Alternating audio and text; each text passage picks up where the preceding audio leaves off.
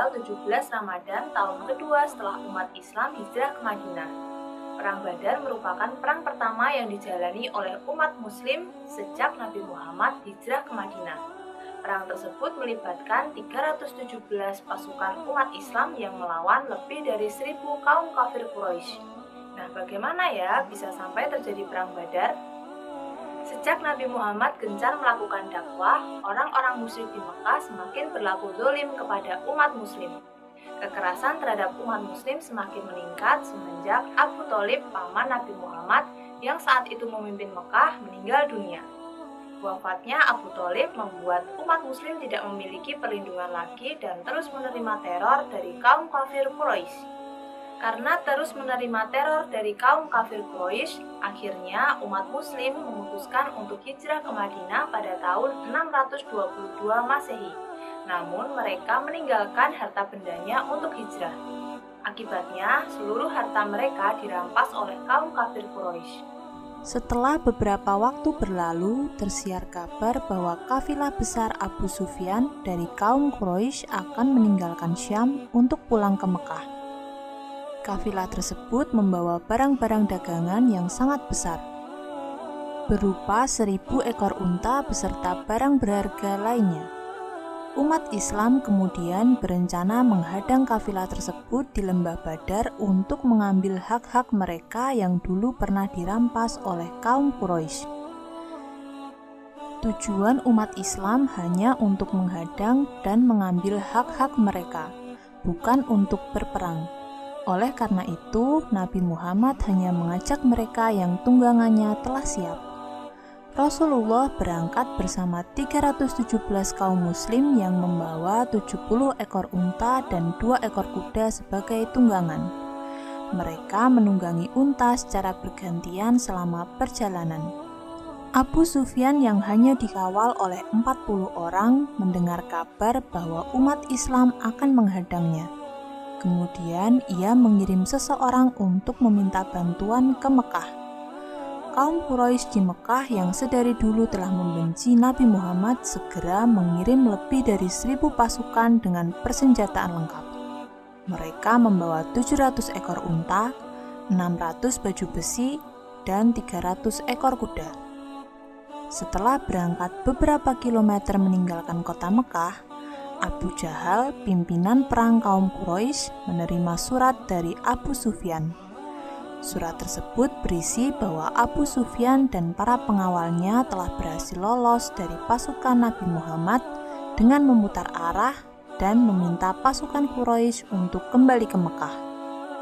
Namun Abu Jahal memutuskan tidak menghiraukan surat tersebut dan terus melanjutkan perjalanan. Tujuan mereka kini bukan lagi untuk melindungi kafilah Abu Sufyan, melainkan ingin menghabisi Rasulullah dan para pengikutnya. Rasulullah yang mendengar kabar bahwa kaum Quraisy mengirim 1.000 pasukan untuk berperang, sempat bingung menentukan pilihan apakah kaum muslimin harus mundur atau terus maju dengan kekuatan dan persenjataan yang sangat terbatas. Setelah bermusyawarah dengan para pengikutnya, akhirnya kaum muslimin memutuskan untuk terus maju berperang melawan kaum musyrikin. Nabi Muhammad pun berdoa kepada Allah Subhanahu wa Ta'ala, "Ya Allah, jikalau rombongan yang bersamaku ini ditakdirkan untuk binasa, maka tidak akan ada seorang pun setelah aku yang akan menyembahmu. Semua orang yang beriman akan meninggalkan agama Islam nan sejati ini." Setelah berdoa, kemudian Rasulullah menyusun strategi peperangan. Kaum muslim sampai lebih dulu di lembah Badar. Rasulullah memerintahkan agar sumur-sumur dan sumber air segera dikuasai untuk memutus pasokan air ke kaum Quraisy. Ia menyusun pasukan kaum muslim dalam formasi rapat serupa shaf dalam sholat. Shaf pertama ditempati oleh pasukan pemanah, shaf berikutnya ditempati oleh pasukan pembawa lembing, dan shaf terakhir ditempati oleh pasukan pembawa pedang. Perang dimulai dengan bertanding 1 lawan 1. Dari kaum Quraisy diwakili oleh 3 orang, yaitu Utbah, Syaibah bin Rabi'ah, dan Al-Walid. Sedangkan dari kaum muslimin diwakili oleh Ubaidah bin Harits, Ali bin Abi Thalib, dan Hamzah bin Abdul Muthalib. Ketiga perwakilan dari kaum Quraisy tersebut akhirnya kalah dan terbunuh. Saat pasukan Quraisy bertolak untuk menyerang, umat Islam tidak segera menyambutnya dengan adu fisik secara langsung. Mereka terlebih dahulu menembakkan anak-anak panah dari kejauhan. Kemudian barulah mereka menghunus pedang dan melakukan pertempuran. Lewat tengah hari, sebanyak 50 pemimpin pasukan Quraisy tewas termasuk Abu Jahal. Banyak sisanya yang lari tunggang langgang. Sementara korban dari kaum muslim hanya 14 orang. Selain itu, umat Islam juga berhasil mengambil rampasan 600 persenjataan lengkap, 700 unta, 300 kuda, dan barang-barang lainnya. Pada akhirnya, Perang Badar dimenangkan oleh pasukan dari umat Islam.